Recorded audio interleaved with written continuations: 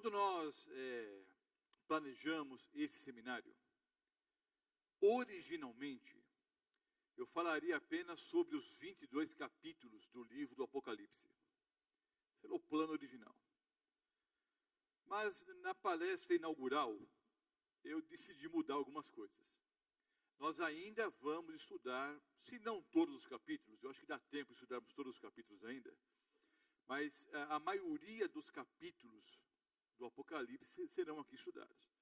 Mas eu entendi que era necessário fazer algumas palestras introdutórias, para dar um pouco mais de contexto, especialmente para aqueles que têm pouco conhecimento da palavra de Deus. Você sabe que o Brasil é um país cristão. É o maior país católico do mundo, em número de fiéis. Proporcionalmente falando, o maior país católico do mundo é a Polônia. Mas em número de fiéis, o Brasil é o maior país católico do mundo. E nesse grande país católico, há ainda mais de 30 milhões de evangélicos. Mas embora sejamos um país cristão, a maioria dos brasileiros nunca leu a Bíblia, pelo menos uma vez, do Gênesis até o Apocalipse. Então, muitos não têm conhecimento bíblico. Não fique constrangido, não. Nosso objetivo aqui é justamente mostrar a palavra de Deus. Então, nós decidimos apresentar alguns temas que achamos necessários para dar um contexto um pouco mais geral, para que possamos, ao estudarmos alguns temas mais profundos do Apocalipse, as pessoas possam entender com maior clareza. Há alguns mistérios na Bíblia. Já estudamos alguns aqui. E até já falei que a palavra mistério em grego, como é que é mesmo? Hein? É facinho, né? Mysterion. É algo que o homem não poderia entender por si próprio, mas Deus simplesmente o quê? Revelou. Há vários mistérios. Estudamos o mistério da iniquidade. Como foi que num lugar perfeito como o céu, surgiu o mal? Quando Lúcifer se rebelou contra Deus. E há tantos outros mistérios na Bíblia. Mas, queridos, na minha opinião, o maior mistério de todos é o seguinte. Nós dizemos que a única pessoa que conhece bem a nós mesmos, quem é? Só nós conhecemos a nós mesmos, né? Mas, na verdade, queridos, o Roberto Mota não conhece nem o Roberto Mota. Vocês já pensaram ou já disseram a seguinte frase? Eu nunca pensei que eu fosse capaz de tal coisa. Pode ser um ato heróico ou um crime hediondo. Mas eu nunca pensei que eu fosse capaz de tal coisa.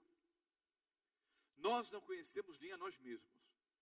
Mas há um ser, há um Deus, que nos conhece 100%, nos mínimos detalhes.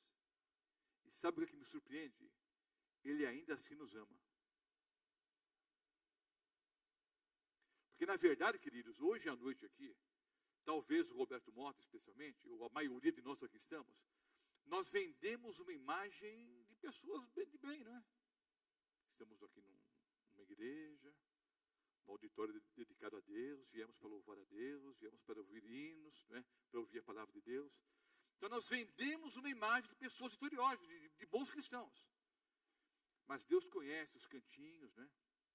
Do coração, as teias de aranha, os nossos traumas do passado, os nossos medos, nossas angústias, nossos pecados acariciados. E Ele ainda assim nos ama. Não é fantástico isso, irmãos? Talvez se nossa vida fosse um livro aberto, né? A maioria ficaria assustado, né? Nos assustaríamos uns com os outros aqui. Mas Deus é um ser perfeito, conhece 100% a cada um de nós e ainda assim o quê? Nos ama. Hoje nós vamos estudar um tema simples na Bíblia. Embora a maioria faça confusão em relação a esse fato. Antes de começar a ler os textos bíblicos, eu quero fazer um apelo para você que me assiste agora pela internet e mora em São José do Rio Preto. Eu estou até contente, porque no tal do live stream, eu nem sabia que existia esse negócio. No tal do live stream, a nossa segunda palestra bateu o recorde de views ali. Foram mais de 2.000 views em menos de 40 horas. Só que eu estou achando que é um bocado de crente que mora aqui em Rio Preto que está ficando em casa. Então, se você está me assistindo agora aí na poltrona, aí no teu quarto, no teu escritório, e você mora aqui em São José do Rio Preto e região, estou contente que você está assistindo aí, mas vem para cá. O nosso objetivo em transmitir, queridos, é para atingir pessoas que estão longe daqui. E se você não vier, quem é que vai convidar os amigos, vizinhos e parentes? E aí eu vou dizer uma frase que não tem nada a ver com o discurso de hoje. Mas eu vou encaixar aqui, para todo mundo que me ouve, e é da região aqui. Todo cristão ou é um missionário ou é uma fraude. Se você não está envolvido com o evangelismo, você não é cristão. Todo cristão ou é um missionário ou é uma fraude. E ninguém entra no céu sozinho. Essas frases são uma de Ellen White, outra de Spurgeon, mais uma de Spurgeon. Se você não está preocupado em levar outras pessoas para o céu, é porque você não está indo para lá. Se você não está preocupado em levar outras pessoas para o céu, é porque você também não está indo para lá. Então, queridos, você é o da poltrona aí, se levanta e vem para cá amanhã à noite, tá? As pessoas de São José do Rio Preto e região, é para estarem aqui no auditório e convidando os amigos, vizinhos e parentes. Agora eu começo a palestra. Nós vamos hoje à noite estudar, dentro da palavra de Deus, em vários versículos bíblicos, um tema simples, mas fundamental. Como o homem é justificado. Todos nós somos pecadores. Certo ou errado? Sim ou não? Todos nós somos pecadores. E todos nós queremos ir para o céu. Sim ou não? Sim. Só que nós, pecadores, para chegarmos um dia ao céu, temos que passar por um processo. O nome do processo é justificação. Nós que somos injustos, temos que ser o quê? Justificados. E a questão é a seguinte: como você e eu somos justificados? Há no mundo religioso algumas ideias diferentes. Por exemplo, há um grupo que diz o seguinte: santo e justo é aquele que faz. Então, aquele que frequenta a igreja, aquele que ajuda os pobres, aquele que devolve o dízimo, aquele que guarda os mandamentos, esse é justo. Justo e santo é aquele que faz. Há algumas pessoas no mundo religioso que defendem essa tese. Há também no mundo religioso algumas pessoas que não conhecem a doutrina da Igreja Adventista do Sétimo Dia e nos acusam de sermos o quê? Legalistas. De ensinarmos simplesmente justificação pelas obras. É fato, queridos, que há no meio adventista pessoas que são o quê? Legalistas. Mas nós, adventistas do sétimo dia, como veremos hoje à noite, não pregamos salvação somente pelas obras. Mas há pessoas que pensam assim: justo e santo é aquele que faz. Mas notem, em Mateus 23, o Senhor Jesus disse: ai de vós, escribas e fariseus hipócritas, que dais o dízimo da hortelã, do endro e do cominho, mas tendes negligenciado os preceitos mais importantes da lei: a justiça, a misericórdia e a fé. Devinhas fazer essas coisas sem omitir aquelas. Notem bem, queridos, o judeu extremamente escrupuloso, nos tempos de Cristo, ele pegava um canteirinho de hortelã, um jardinzinho de hortelã, um vasinho de hortelã, dividia em 10. E a 10ª parte ele devolvia como dízimo ao Senhor. Eles eram escrupulosos nos mínimos detalhes. O Senhor Jesus disse que isso estava errado? Não. O que ele disse foi o seguinte: vocês devolvem o dízimo da hortelã, do endro e do cominho, mas se esqueceram do mais importante: a justiça, a misericórdia e a fé. Façam essas coisas sem omitir o quê? Aquelas. Continuem devolvendo o dízimo, mas não esqueçam o que é mais importante. Então me parece, queridos, por essas palavras do Senhor Jesus, que simplesmente fazer não é o suficiente. Mesmo porque vai gerar uma religião interesseira. Tipo, toma lá, dá cá. É mais ou menos o que ensina a teologia da prosperidade, que está na moda no mundo evangélico. Como se Deus trabalhasse à base de troca. Né? Quanto mais você dá, mais você o quê? Recebe. E algumas pessoas pensam assim: eu sou justificado pelas obras. Me parece, pelas palavras do Senhor Jesus, que simplesmente as obras não salvam. isso pode levar a uma religião interesseira. E, com certeza, vai levar à perdição eterna. No outro extremo, há um outro grupo que pensa assim, bom, justo e santo é aquele que crê. Então é simplesmente acreditar. Mas note, queridos, Tiago 2,19 diz o quê? Você crê que Deus é apenas um? Faz bem. Os demônios também creem. Creem o que mesmo? Tremem. Tiago 2,19. Crer por crer, os demônios também creem. Não apenas creem, como tremem. Em Mateus 7,21, vou ler o texto aqui, o Senhor Jesus também disse, a maioria sabe de cor é salteado, nem todo que me diz Senhor, Senhor, entrará no reino dos céus, mas aquele que faz a vontade de meu Pai. Então me parece que simplesmente crer também não é o suficiente. Porque isso pode levar a uma religião meio esotérica, assim também, meio transcendente, meio... Ah, Jesus, eu te amo tanto.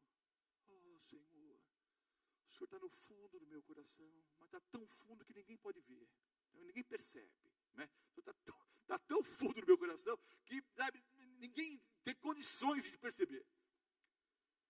E aliás, está na moda ser crente, né, irmãos? Ser evangélico é até legal. Eu sou crente, eu sou evangélico, está na moda. Só que eu vejo alguns testemunhos por aí, alguns programas evangélicos, que dizem, me desculpem, não quero julgar ninguém, não julgueis para que não sejais julgados. Mas você não vê diferença nenhuma. Na música, no comportamento, no vestuário, é tudo a mesma coisa. Então, não sei que cristianismo é esse que não modifica as pessoas. O fato é o seguinte, parece que simplesmente crer não é o suficiente. Então, para um pouco.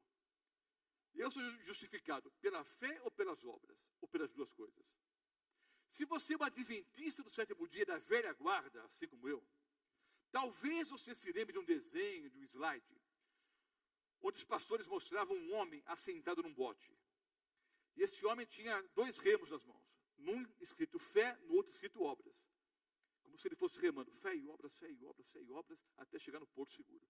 Mas, queridos, se eu tenho 2 remos, uma fé, outras obras, no fim quem rema sou eu mesmo. Então, no fim é tudo justificação pelas obras. Entenda uma coisa, eu sou salvo pela fé ou pelas obras? O que é que ensina a Bíblia sobre esse assunto? Qual é a posição da igreja adventista do sétimo dia sobre justificação? Se alguém te perguntar amanhã, você vai responder o seguinte, a posição da igreja adventista do sétimo dia em relação à justificação é exatamente a mesma da Bíblia. A Bíblia ensina que há 4 passos para a justificação. 4 passos. Vamos ver aqui na palavra de Deus. Abra sua Bíblia em Romanos, no capítulo 5. Aliás, Romanos 3 primeiro. Eu vou ler o 3 e o 5. Agora é Romanos 3, 24. Romanos 3, o versículo 24. Nós vamos ler 3 versículos aqui do livro de Romanos, depois vamos lá para Tiago. Mas Romanos 3, 24 primeiro. Abra sua Bíblia. Sendo justificados gratuitamente por sua graça, mediante a redenção que é em Cristo Jesus. Queridos, em primeiro lugar, você e eu somos justificados pela graça, nem pela fé e tampouco pelas obras. Em primeiro lugar, você e eu somos justificados pela graça. A graça é a fonte da justificação. Eu tenho alguns livros em casa, tenho uma boa biblioteca em casa. E eu tenho um livro de 700 páginas só sobre a palavra graça. É um livro teologicamente muito profundo. E eu li o livro. Estudei. Vou tentar explicar para vocês, mas não é fácil não. Quinta-feira à noite, todo mundo cansado. Um livro de mais de 700 páginas. Vou tentar explicar. Presta bem atenção. Não é fácil. Graça é algo que eu recebo de graça. Deu para entender? Graça é algo que eu recebo de graça. Dá até para complicar a ponto de escrever um livro de 700 páginas. Mas graça é algo que eu recebo de graça. Vida eterna, salvação, perdão, são dons o quê? Gratuitos. São presentes que Deus nos dá. Quando alguém vai te dar um presente, o que você faz? você agradece, é uma pessoa educada, muito bem. Mas se alguém vai me dar um presente, eu tenho duas hipóteses, duas possibilidades. Ou eu aceito, ou eu rejeito. Normalmente o quê? Aceitamos. Eu posso colocar a mão no bolso e pagar pelo presente? Sim ou não? Não, por quê? Porque é presente. Presente é de graça. Ou você aceita ou você rejeita. Pastor Mota, olha, não vem com esse papo furado não, pastor. O povo aqui de Rio Preto é inteligente, o povo culto. Que negócio é esse? O camarada matou, roubou, adulterou, faz um monte de coisa errada. Aí o senhor vê com esse discurso fácil aí, que é tudo de graça. Que negócio é esse? O senhor está enganando o povo aqui, pastor. O senhor está apresentando uma salvação fácil e barata, queridos. Não foi fácil, nem tampouco barato. Custou a vida do meu Senhor e Salvador Jesus Cristo. Mas Ele pagou. Entenderam? Não foi fácil nem barato, mas Ele pagou. O salário do pecado é a morte, mas o dom gratuito de Deus é a vida eterna. Eu sou salvo pela graça. A graça é a fonte da justificação. Através da graça, o Senhor Deus arquitetou, bolou, planejou o plano da redenção, o plano da salvação. E é uma questão de prioridade lógica também, irmãos. É só a gente raciocinar um pouquinho. Se não fosse a graça, eu teria fé em quem ou em quem? Antes de colocar a fé em prática, eu preciso de um objeto em que depositar essa fé. Algo ou alguém. Entenderam? Então, em primeiro lugar, eu sou justificado pela graça. A graça é a fonte da justificação. Segundo passo, Romanos, no capítulo 5, agora sim. Romanos 5, versículo 9. Romanos 5, o versículo 9. Logo, muito mais agora, sendo justificados pelo seu sangue, seremos por ele salvos da ira. Justificados pelo seu sangue. O Senhor Deus arquitetou o plano da salvação e colocou em prática, enviando seu único filho para morrer em nosso lugar na cruz do Calvário. Entenderam? O segundo passo é o quê? O sangue do Senhor Jesus, ou o sacrifício de Cristo, que é o método utilizado por Deus para nos justificar. O que é o sangue de Cristo, queridos? É o método utilizado por Deus para nos justificar. Então eu vou perguntar, vocês têm que responder, ou deveriam responder. Qual é o primeiro passo, irmãos? Qual é o primeiro passo? É a graça. O que é graça? É a fonte da justificação. Pergunto, vocês respondem. Qual é o primeiro passo, irmãos? O que é graça? Qual é o segundo passo? O sangue ou sacrifício de Cristo. Que é o que, irmãos? O método utilizado por Deus para nos justificar.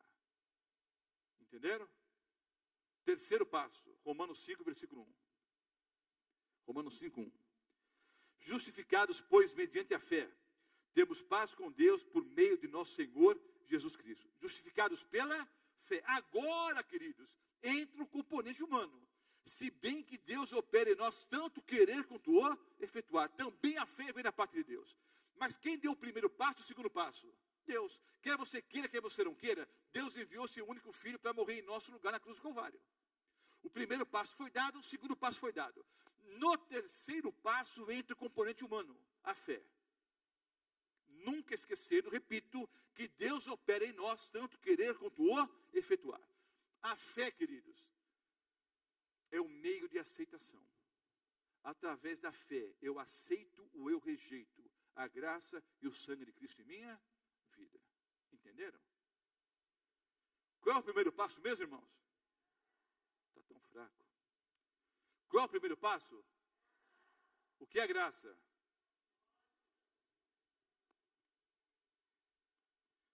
Eu estava em São José dos Campos, não São José do Rio Preto. Estava em São José dos Campos, Vale do Paraíba, ministrando uma aula. E eu fazia as perguntas e o povo não respondia. E havia um senhor sentado, na primeira fileira, totalmente alcoolizado, mas quase caindo ali, mas por incrível que pareça, quieto. E eu fazia perguntas e ninguém respondia. A uma certa altura eu disse, das duas uma. A uma certa altura eu disse, das duas uma. Ou o povo está muito cansado, desanimado, o professor é muito fraquinho. Aí o Bebu se manifestou. Agora você falou a verdade. O professor é muito fraquinho. Eu estou começando a achar que o bêbado tinha razão, viu? Irmãos, em nome do Senhor Jesus, qual é o primeiro passo? O que é graça? É a fonte da justificação. Qual é o segundo passo? O sangue do Senhor Jesus, que é o método utilizado por Deus para nos justificar. Terceiro passo, a fé é o meio de aceitação, o meio de recebimento. Quarto e último passo, Tiago, o capítulo 2, o versículo 24. Vá lá para o fim da Bíblia, depois de Hebreus. Tiago 2, 24. Tiago 2, do versículo 24.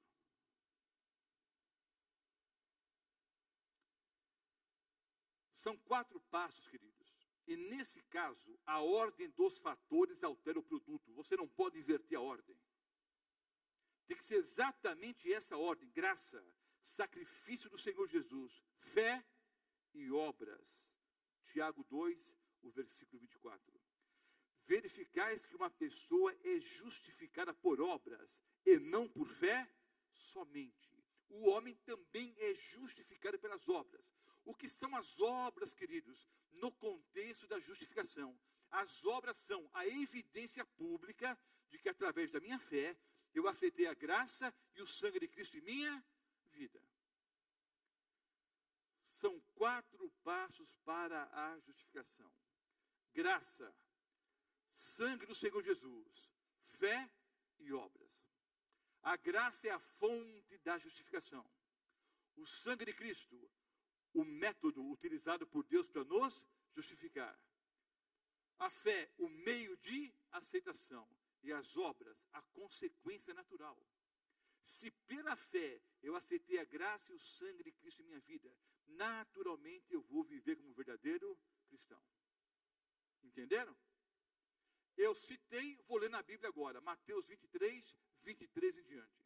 Se você tem a Bíblia que prestamos aí a entrada, coincidentemente, é a página 23 do Novo Testamento. É Mateus 23, versículo 23, página 23 do Novo Testamento, se você tem a Bíblia que nós emprestamos aí a entrada. Vamos lá, primeiro evangelho, Mateus 23, 23 em diante.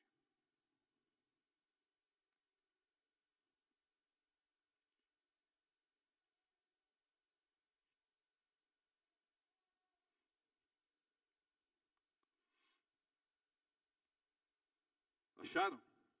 Ai de vós, escribas e fariseus hipócritas, porque dais o dízimo da hortelã, do endro e do cominho, e tendes negligenciado os preceitos mais importantes da lei, a justiça, a misericórdia e a fé. Devias, porém, fazer essas coisas, sem omitir aquelas. Guias cegos, que coais um mosquito e engolis o camelo.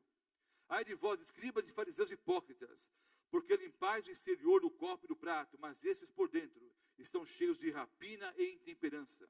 Fariseu cego, limpa primeiro o interior do copo, para que também o seu exterior fique limpo. Ai de vós, escribas e fariseus hipócritas, porque sois semelhantes aos sepulcros caiados, que por fora se mostram belos, mas interiormente estão cheios de ossos de mortos e de toda imundícia.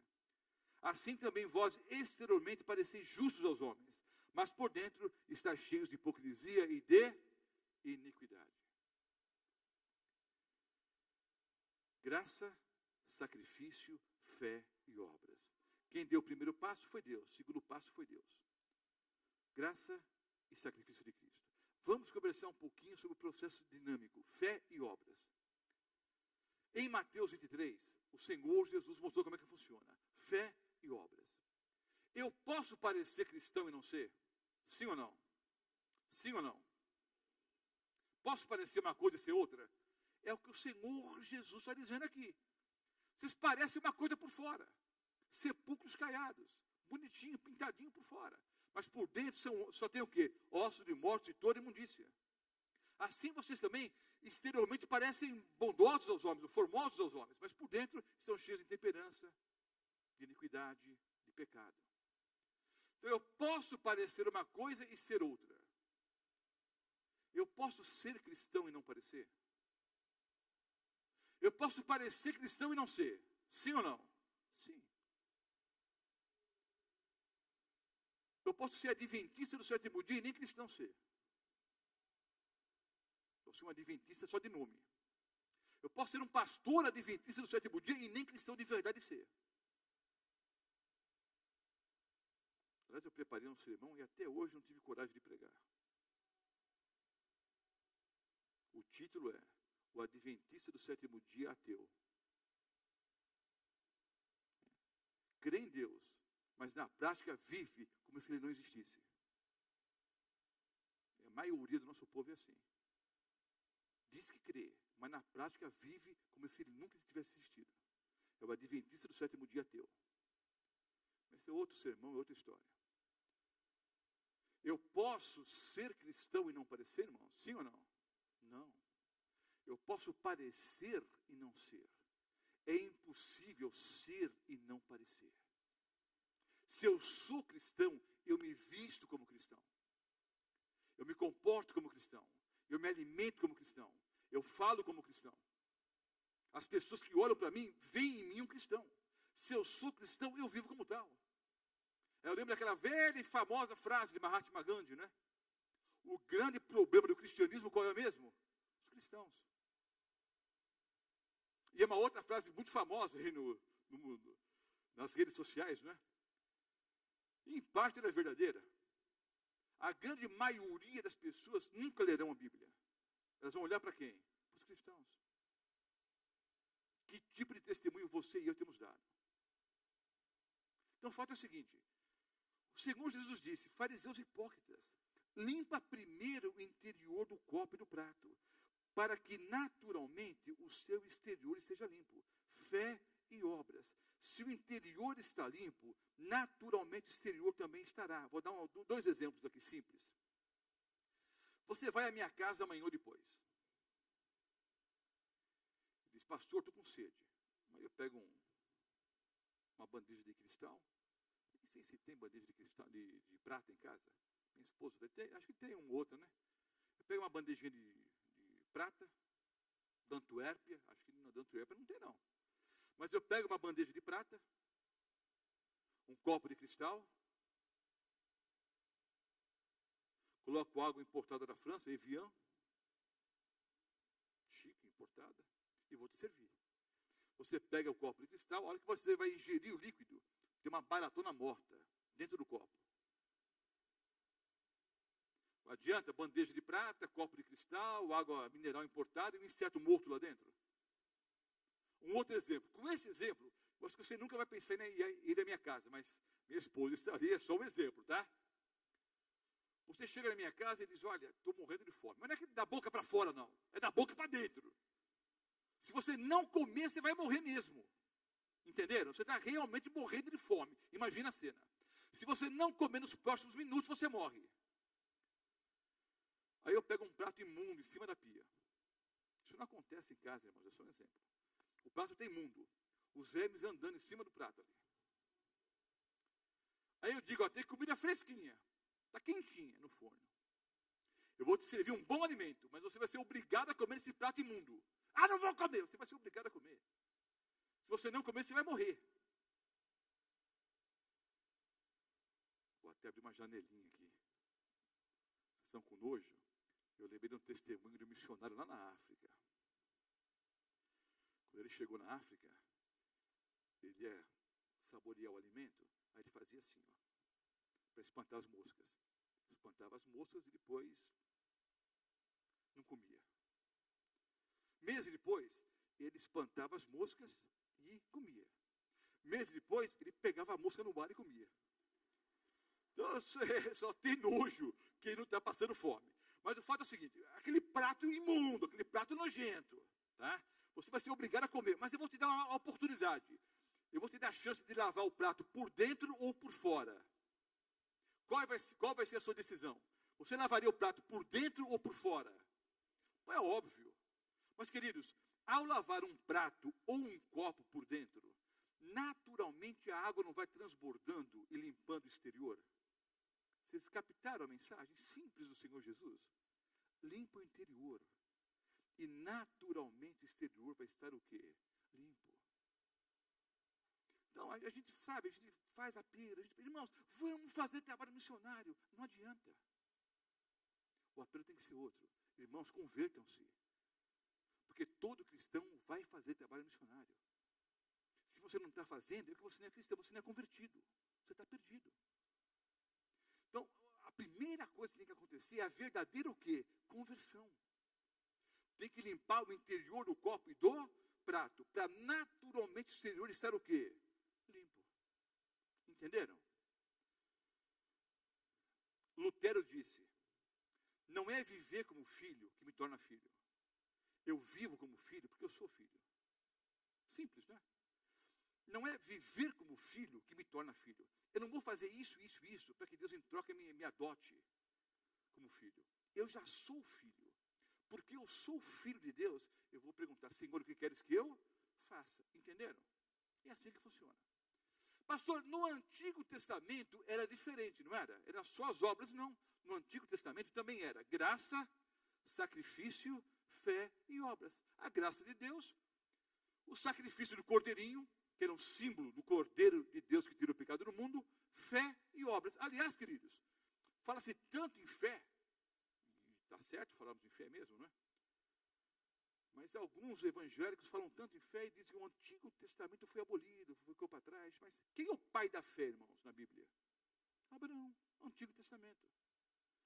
A doutrina do Antigo Testamento é exatamente igual à mesma. Aliás, se você for um bom conhecedor da Bíblia, você não vai ficar surpreso com o que eu vou dizer agora. Há muito pouca coisa nova no chamado Novo Testamento. O Novo Testamento é quase que só a repetição do Antigo Testamento, irmãos. A maior parte das frases que o Senhor Jesus disse foram simplesmente o quê? Citações do Antigo Testamento.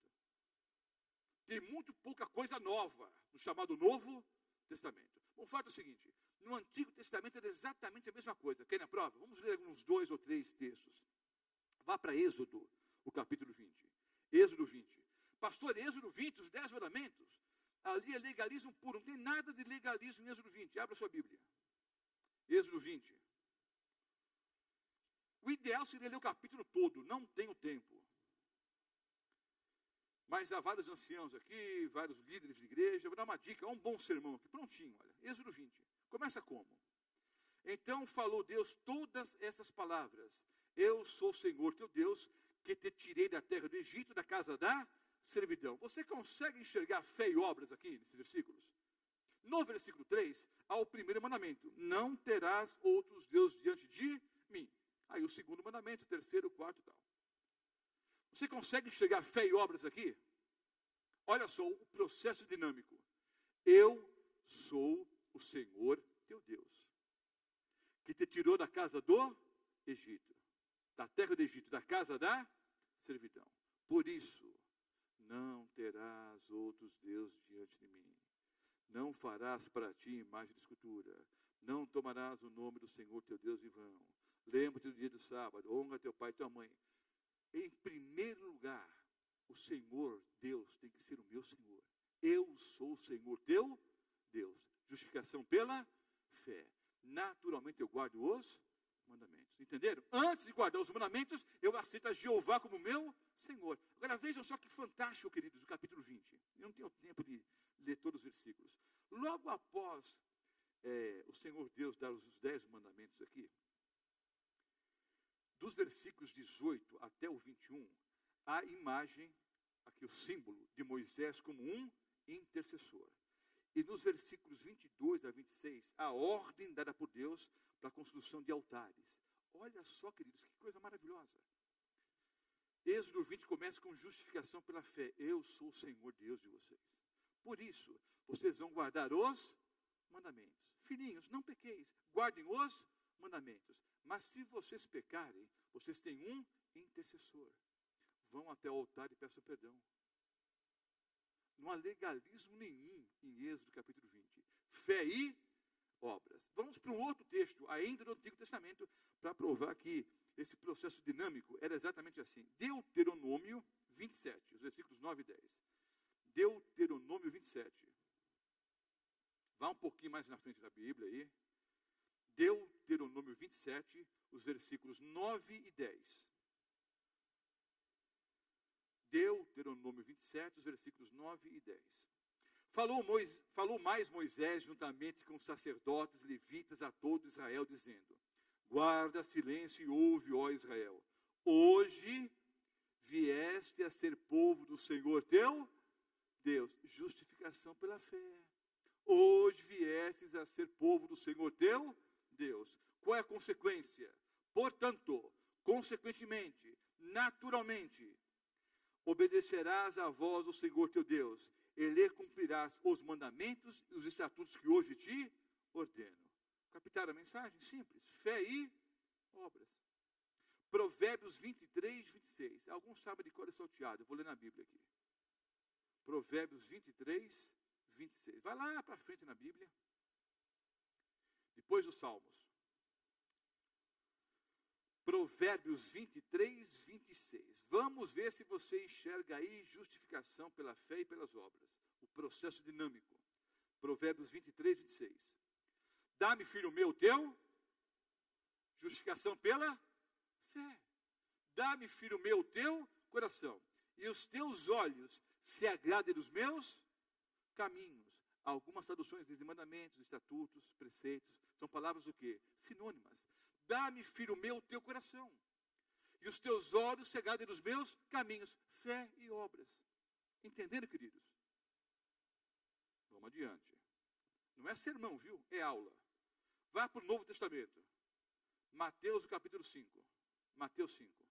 Novo Testamento. É o Sermão na Montanha. Não dá para ler o sermão inteiro. Mas como é que o Senhor Jesus... Essa é fácil, irmãos, por favor. Como é que o Senhor Jesus começou o Sermão na Montanha?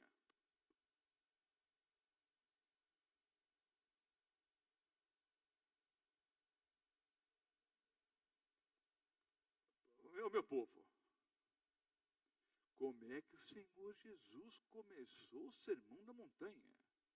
Com as bem-aventuranças. É pegadinha, né? Você sabia, mas não quiseram falar, não é possível. Assim, tá.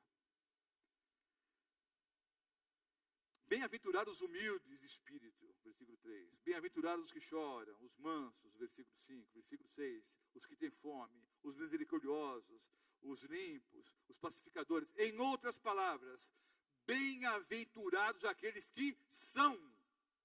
Justificação pela fé. Eu tenho que ser. Justificação pela fé.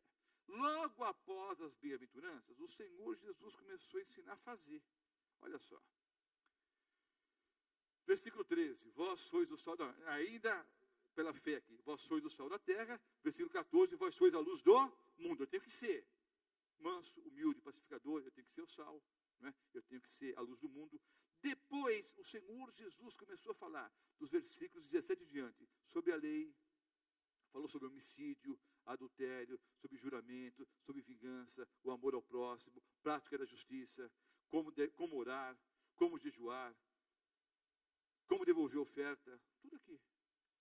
O sermão começou com o quê? Justificação pela fé. Eu tenho que ser. E depois ele ensinou a fazer. Fé e obras. João capítulo 15, os versículos 1 a 5. João 15, 1 a 5. É o último texto desse bloco. Pastor, é muito versículo bíblico. Essa igreja adventista do sétimo dia. Aqui o que o pastor pensa e fala não tem muito peso não, viu? Aqui o único que tem valor é o assim diz o Senhor. É o está escrito. João 15, 1 a 5. Vamos ver se vocês enxergam fé e obras aqui. Eu sou a videira verdadeira. Meu pai é o agricultor. Todo ramo que estando em mim não der fruto, ele corta. E todo que dá fruto, limpa, para que produza mais fruto ainda. Vós já estáis limpos pela palavra que vos tenho falado. Permanecei em mim e eu permanecerei em vós. Como não pode o ramo produzir fruto de si mesmo, se não permanecer na videira, assim nem vós o podeis dar, se não permaneceres em mim. Eu sou a videira, vós os ramos. Quem permanece em mim e eu nele, esse dá muito fruto, porque sem mim nada podeis fazer. Queridos, vamos imaginar que aqui seja o tronco de uma videira. Não é, imagine. O tronco é o Senhor Jesus. Eu sou o ramo. Eu sou o galho. Justificação pela fé. Todo galho, todo ramo que está unido a Jesus, naturalmente o quê? Produz os bons frutos. Os frutos são consequência da minha comunhão com Cristo Jesus. Entenderam? Agora anote.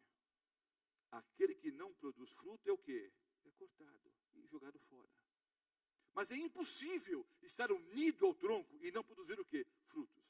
Se eu estou unido ao Senhor Jesus, naturalmente virão os bons frutos. Há no mundo teológico um debate milenar. Dá para explicar em horas. Vou tentar explicar em 30 segundos, 1 minuto. O que são obras da lei e o que são frutos do Espírito Santo. Isso é um debate, sabe, de séculos já. E quando estudamos teologia, os professores explicam isso em 10 ou 12 aulas, ou quase um mês. Eu vou tentar explicar em 1 minuto. Eu estou em São José do Rio Preto, numa praça qualquer por aí. Aí é um mendigo ali na rua, um mendigo. Ele olha para mim, ô meu irmão, dá um trocado. Eu coloco a mão no bolso, pego 20 reais. Vintão, estou liberal. Eu pego 20 reais, ou 50, vai. Pego 50 reais e vou dar para aquele pobre ali.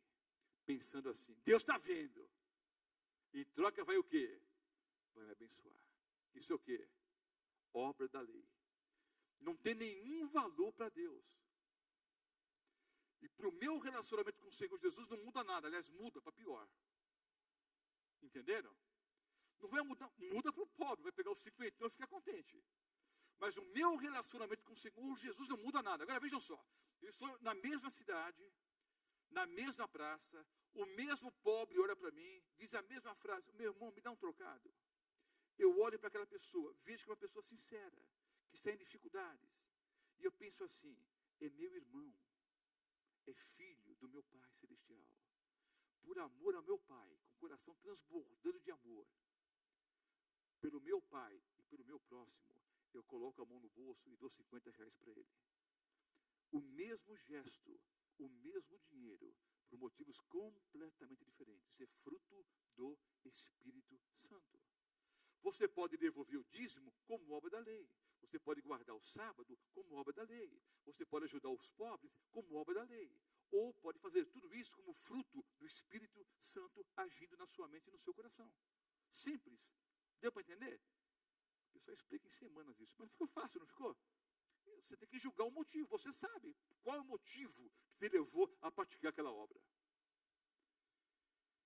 Todo ramo que está unido ao Senhor Jesus, naturalmente produz o que? Os bons frutos. Terminei o primeiro bloco, que era mais longo. Mas eu quero encerrar com outro ponto importante. Ficou claro até aqui, sim ou não? Está claro? Ajudou vocês em alguma coisa? Clareou algumas coisas? Alguns relembraram algumas coisas que já sabiam? Tudo bem? Agora eu vou fazer uma seguinte pergunta. E os irmãos devem saber a resposta. Porque já foi tema de estudo de Santa Escola Sabatina, inclusive. Eu posso afirmar que estou salvo hoje? Sim ou não? Posso ou não? Ou eu fui salvo ontem? Ou eu serei salvo no futuro? Hein? É hoje? Ou foi ontem? Ou será no futuro? Deixa a Bíblia responder então, vai. Glória a Deus. 2 Timóteo 1, os versículos 8 e 9. 2 Timóteo 1, os versículos 8 e 9.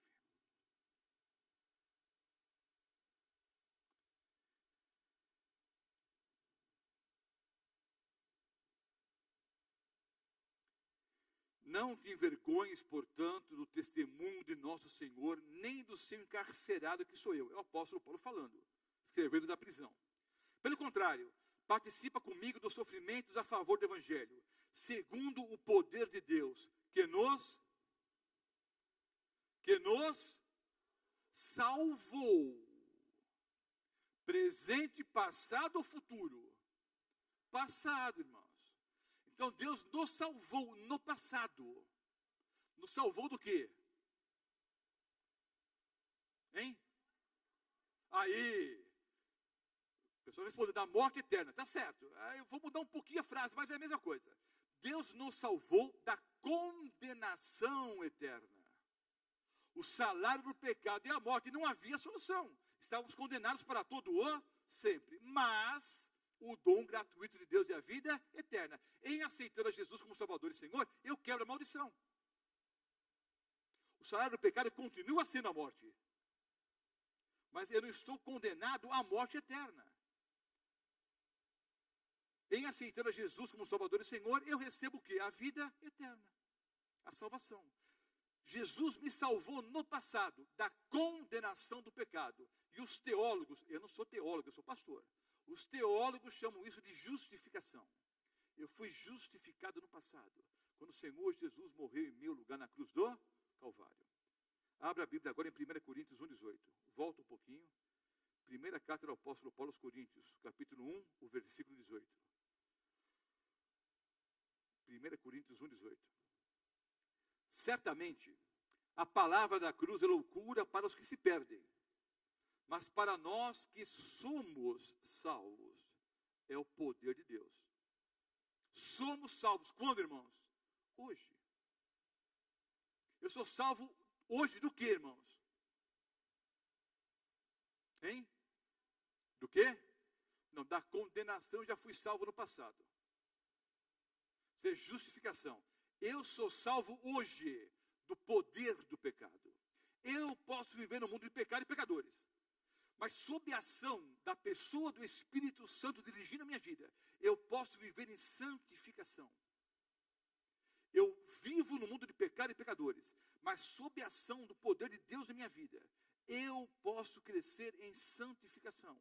Deus me salva hoje do poder do pecado, da influência do pecado. E os teólogos chamam isso de santificação. Eu fui salvo no passado, justificação, eu sou salvo hoje. Eu fui salvo no passado, justificação, eu sou salvo hoje, santificação. Fui salvo da condenação, sou salvo hoje do poder do pecado. Romanos 5, 9. Romanos 5, o versículo 9. Já li o texto, vou ler de novo. Veja que no mesmo versículo tem várias aplicações, né, dentro do mesmo contexto. Romanos 5, versículo 1. Logo, muito mais agora, sendo justificados pelo seu sangue, seremos por ele salvos. Seremos por ele salvos. É o que, irmãos? Futuro. Seremos salvos no futuro do quê? Diz o texto aí, da ira. Mas o que significa isso, irmãos? Nós seremos salvos no futuro do que, irmãos? Da presença do pecado. Estudamos isso ontem à noite. O milênio bíblico e as duas ressurreições.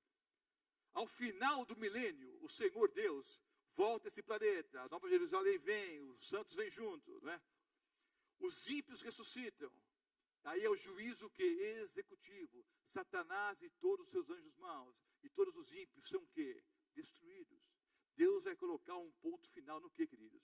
Na história do pecado. Deus vai nos salvar da presença do pecado. Isso chama-se glorificação. Justificação, santificação e glorificação são os três tempos da salvação.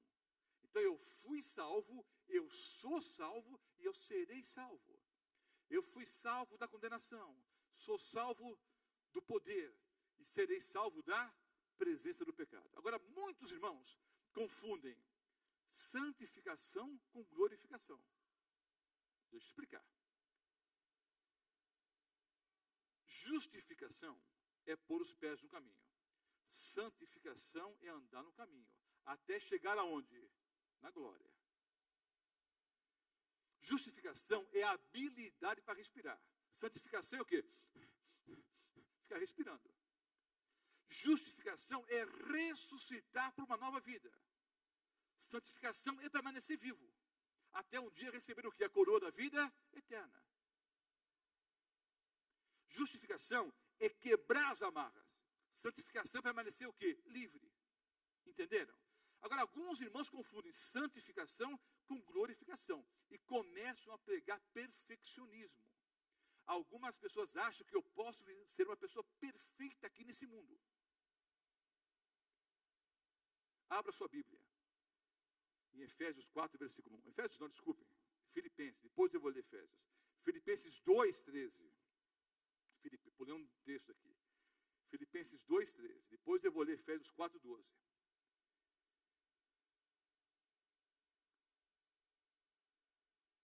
Deus é quem efetua em nós, já citei o texto, tanto querer como o realizar, segundo o que é a sua boa vontade.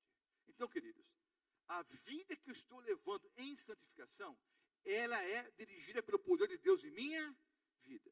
Agora, mesmo sendo dirigida pelo poder de Deus nessa terra, há algum momento que eu posso dizer não tenho pecado?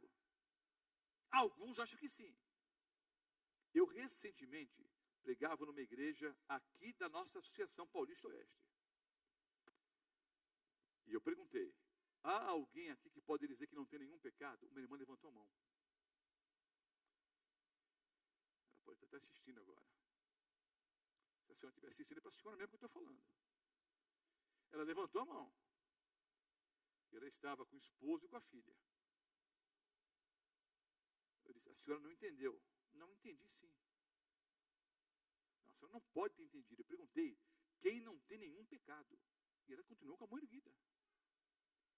Depois de muita insistência, a filha disse, não, pastor, ela realmente pensa que não tem pecado nenhum.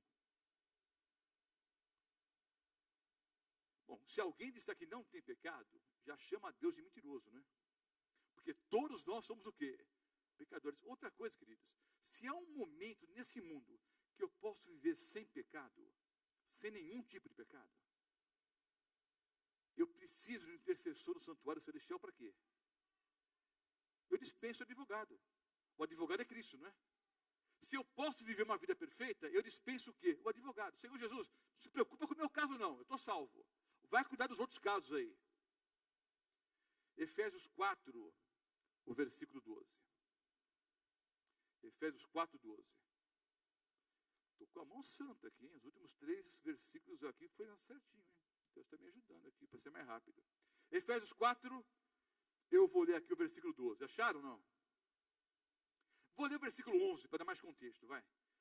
E ele mesmo concedeu uns para apóstolos, outros para profetas, outros para evangelistas, outros para pastores e mestres, com vistas ao aperfeiçoamento dos santos, para o desempenho do seu serviço, para a edificação do corpo de Cristo.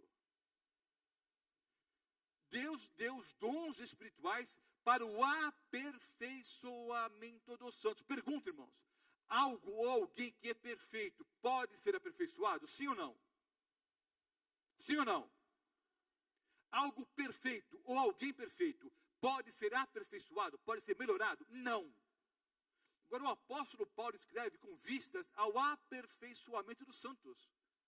Então o apóstolo Paulo diz que os santos têm que ser o quê? Aperfeiçoados. Ou seja, ser santo não é ser perfeito. Queridos, estamos num belíssimo auditório. Faltam algumas coisinhas ainda. Mas mesmo que ele estiver totalmente acabado, vai ser um lugar perfeito? Sim ou não? Mas vai ser um lugar santo, separado para o culto ao nosso Deus. Aquele cordeirinho que era oferecido como sacrifício ao Senhor no Antigo Testamento, era chamado santo. Porque era perfeito? Era perfeito, pastor. Não podia ser manco, não podia ser coxo, não podia ter nenhuma mancha. É verdade. Mas um animalzinho num mundo de pecado pode ser 100% perfeito? Não. O animalzinho era chamado santo, porque era um símbolo do Senhor Jesus, e ele foi separado para o sacrifício ao Deus verdadeiro. Você e eu somos santos, não porque nós somos perfeitos, nós somos miseráveis pecadores. Nós somos santos porque nós somos separados. Nós estamos no mundo, mas não amamos mais o mundo. Nós amamos em primeiro lugar a Cristo Jesus. Essa é a ideia de santificação. Hoje eu tenho que estar melhor do que estava ontem, e amanhã melhor do que estou hoje. Mas, queridos, santificação é um processo diário, durando por quanto tempo durar a vida. A morte santifica alguém? Não, só em cerimônia fúnebre, né? O camarada não prestava, batia na mulher, não parava emprego nenhum, mas no dia da cerimônia fúnebre, né? Está lá o pastor, o padre, ó, que alma maravilhosa, não sei o que, a gente tem que florear um pouco, né? Santificação é um processo diário, durando por quanto tempo durar o que há? A vida. E é um ponto importante, queridos. Eu sou uma pessoa emotiva. Eu vou de um extremo para outro com maior facilidade, né? Fico com uma raiva miserável de um momento para o outro, de outra hora eu estou chorando, outra hora eu estou rindo. Coisa de velho, né? A minha dica é a seguinte: nunca faça das emoções o critério para avaliar a sua vida espiritual. O fato de você estar muito feliz ou muito triste não tem absolutamente nada a ver com santificação. Há pessoas que fazem da emoção critério. Quando eles estão muito felizes, exaltadas, se acham que estou perto de Deus. Outras acham que eu estou bem quebrantada, chorando. Não faça das emoções o critério. Tá? Quando eu comecei no meu ministério, eu fazia alguns sermões. Eu até fui tentado, esse final de semana, voltar a fazer esses sermões, mas não vou voltar, não. Deus não vai fazer eu retroceder, não. É sermão de historinha triste, sabe? É só de testemunho, historinha, Bíblia que é bom quase nada, né? Mas como fazia os sermões, queridos, que todo mundo chorava. E eu fazia para o povo chorar mesmo. Mas eu não estava sendo hipócrita, não estava sendo falso, não. Na minha ingenuidade, eu estava sendo sincero. Eu achava que todo sermão tinha que terminar em lágrimas. E eu fazia o sermão de tal maneira que todo mundo chorava. Irmãos, uma vez em São Bernardo do Campo, eu saí da igreja, fiquei uns 15 minutos à porta, esperando a primeira pessoa se recompor e sair. Tanto era choradeira. Aí eu voltava para casa e perguntava para minha esposa: aí, foi bom? Hoje foi bom, todo mundo chorou. A gente achava que estava tudo, sabe? Era a minha ingenuidade. Aí eu descobri o seguinte: as mesmas pessoas que choram na igreja, assistem novela e também choram. Vê um videozinho no cachorrinho no YouTube e também choram. Vê uma música e chora, ouve uma música e chora. O time perde, né, a Copa do Mundo. Não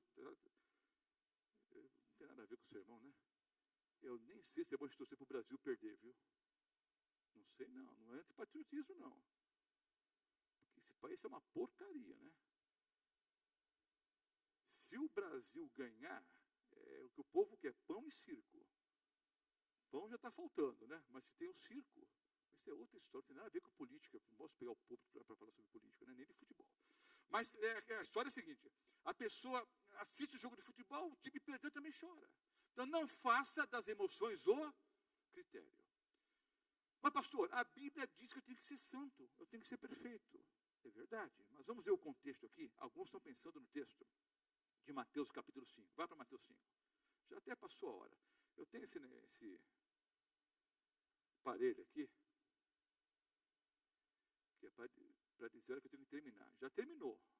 Depois vocês vão editar o vídeo, fazer o que quiserem. Não sei o que vão fazer. Eu tenho que pegar 56 minutos para ser exibido na televisão depois. Mas eu vou pregar o que tiver que pregar aqui. Depois, se quiser passar, passa. Senão, o mais importante é vocês que estão aqui e os que ouvem ao vivo. Mateus capítulo 5. Vamos lá. Versículo 48. Portanto, sede vós perfeitos, como perfeito é o vosso Pai Celeste. E aí, pastor? A Bíblia diz que eu tenho que ser perfeito. Tá. Leia os versículos 43 em diante. Vamos ler o contexto. Ouvistes que foi dito: amarás o teu próximo e odiarás o teu inimigo.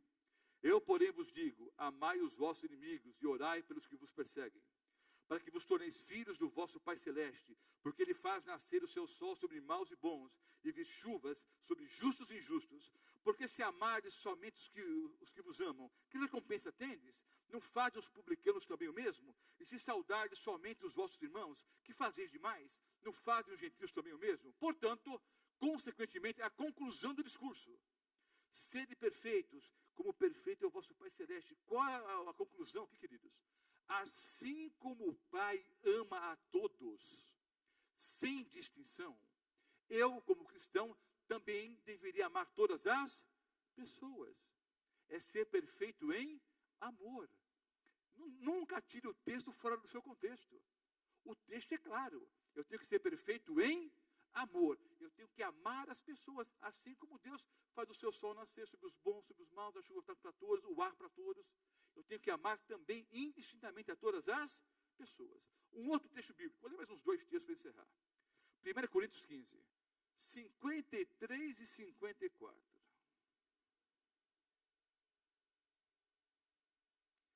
Porque é necessário que esse corpo corruptível se revista da incorruptibilidade, e que o corpo mortal se revista da imortalidade.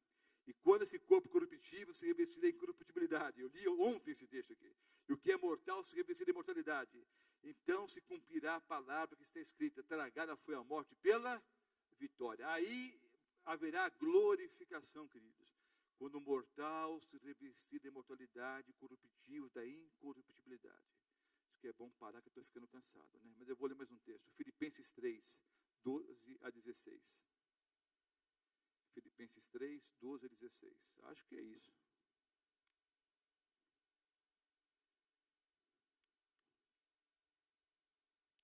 É isso mesmo. Filipenses 3, 12 a 16. Não que eu o tenha já recebido, ou tenha já obtido a perfeição. É o apóstolo Paulo falando. Mas prossigo para conquistar aquilo para o que também fui conquistado por Cristo Jesus. Irmãos, quanto a mim, não julgo haver alcançado, mas uma coisa faço, esquecendo-me das coisas... o apóstolo Paulo também esquecia, está vendo? Esquecendo-me das coisas que para trás ficam, e avançando para as que diante de mim estão, prossigo para o alvo, para o prêmio da soberana vocação de Deus em Cristo Jesus. Todos, pois, que somos perfeitos, tenhamos esse sentimento.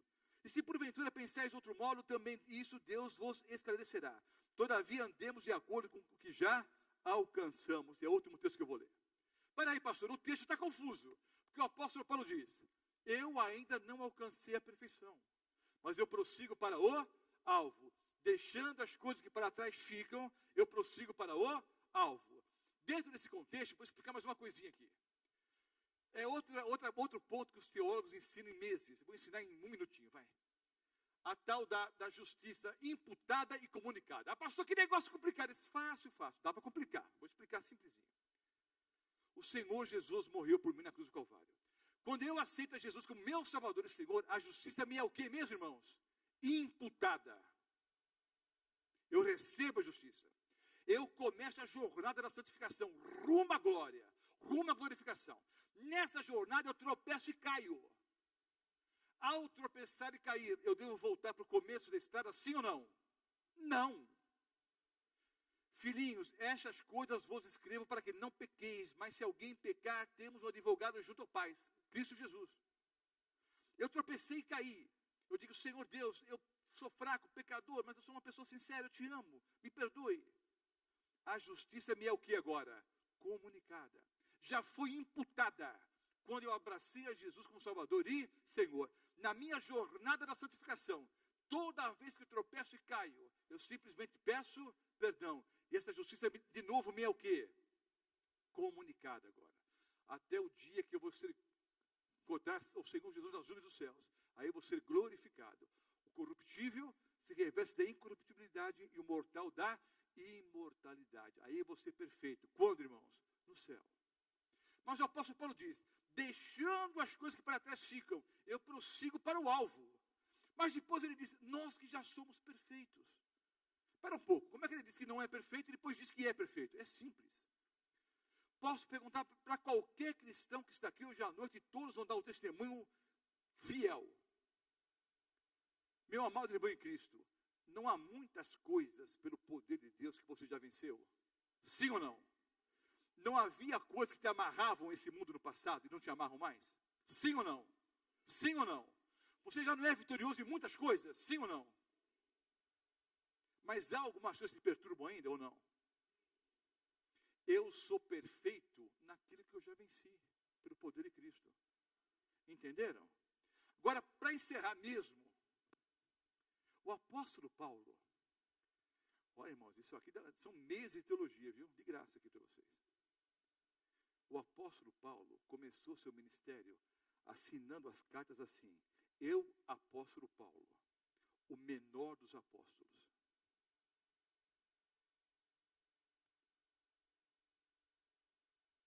Aliás, ele começou a escrever diferente. Antes de dizer que era menor dos apóstolos, as primeiras cartas ele escreveu o seguinte, eu, apóstolo Paulo, conservo.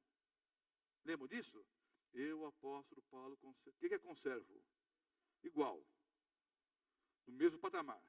Os anos se passaram. Aí o apóstolo Paulo começou a escrever assim, eu, apóstolo Paulo, o menor dos apóstolos. Os anos se passaram. Aí o apóstolo Paulo termina a vida escrevendo assim: eu, apóstolo Paulo, o maior dos pecadores. Começou dizendo que era igual. Depois ele achou que ele era o menor dos apóstolos. E terminou a vida dizendo que era o maior dos pecadores. O apóstolo Paulo estava apostatando, sim ou não? Não. Há um fato que pode parecer um paradoxo, mas na verdade é assim que funciona. Quanto mais perto você estiver do Senhor Jesus, mais pecador você vai se sentir. A pessoa só acha que está muito bem espiritualmente quando está longe de Jesus. Quanto mais próximo estiver de Cristo, quanto mais claramente eu puder divisar a sua perfeição, o seu caráter, o seu amor, mais pecador eu vou me sentir. Quanto mais perto de Jesus eu estiver, mais perfeito eu vou perceber que Ele é. E mais imperfeito eu vou reconhecer que eu sou. Entenderam, queridos? O apóstolo Paulo viveu essa experiência. Quanto mais próximo de Cristo, mais pecador ele percebeu que era. Maldito o homem que sou. Quem é que vai me livrar do corpo dessa morte? O que eu quero fazer de bom eu não faço. O mal que eu quero fazer eu não faço. Mas graças a Deus por Cristo Jesus. Há alguma pergunta sobre a aula de hoje? Sobre a aula de hoje, há alguma pergunta? Não foi sermão, foi uma aula até longa. Sobre a aula que eu ministrei agora, há alguma pergunta? Há alguma dúvida? Como é que nós somos justificados, irmãos? Deixa eu ir embora para casa cansado, mas feliz. Vai. Eu sou justificado pela graça, pelo sangue, pela fé e pelas obras. O sangue ou o sacrifício de Cristo, está certo? Eu estou salvo hoje? Sim. Se eu aceitei Jesus como Salvador e Senhor, eu estou salvo, irmãos.